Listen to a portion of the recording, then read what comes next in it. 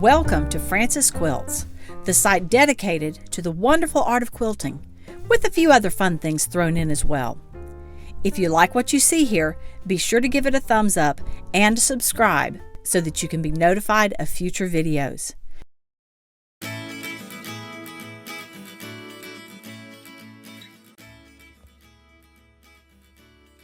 In today's episode of What's in My Quilter's Toolbox, I want to tell you about a problem that I've had and the tool that I found to fix it.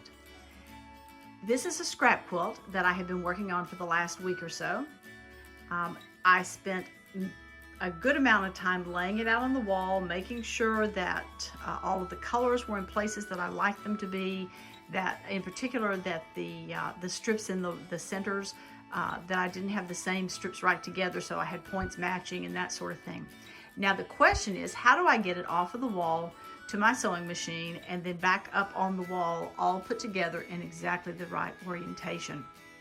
Many times I have said, oh, I can do this, I'll just stack them up a certain way and it'll be fine, and it hasn't been. So let me show you what I'm using to fix that problem. The tool that I have used to fix my problem is called Marilee's numbered Q pins.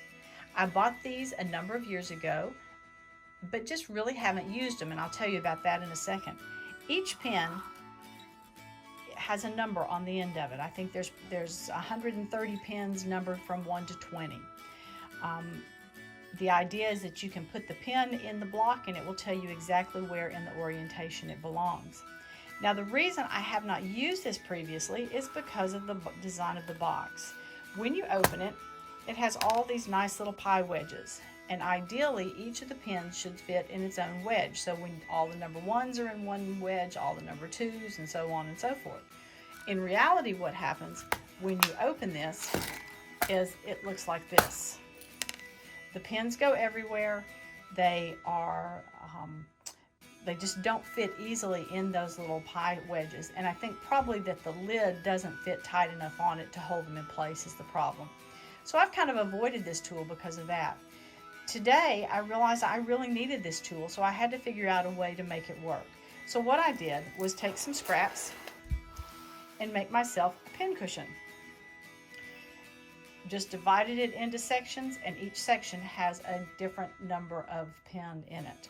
I think it took maybe 20 minutes, 30 minutes to do, and I think it's going to make using this tool so much easier. Again, I like the idea.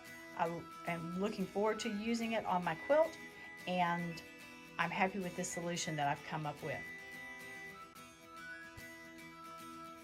So now I have placed a numbered pin in the middle of each one of the remaining blocks.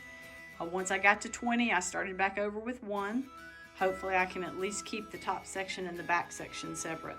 So I'm going to take them all off the wall at one time, put them on my sewing machine, and just have a fun time sewing blocks and strips together. Here goes. So number 1 and number 2 are lined up.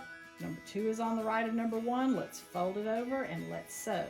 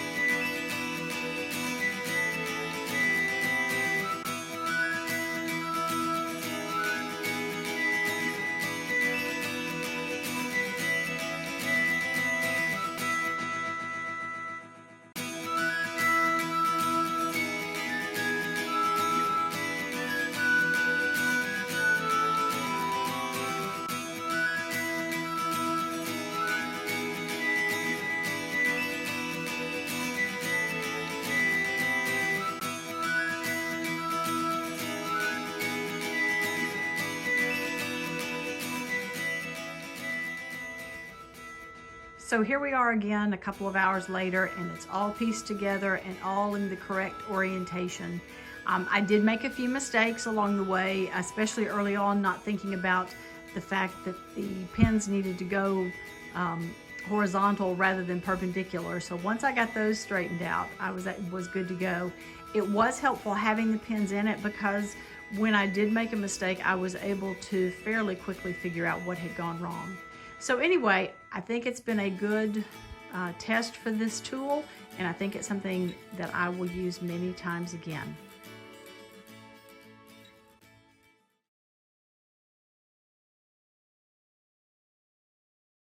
Remember, if you like what you've seen, be sure to give it a thumbs up and subscribe.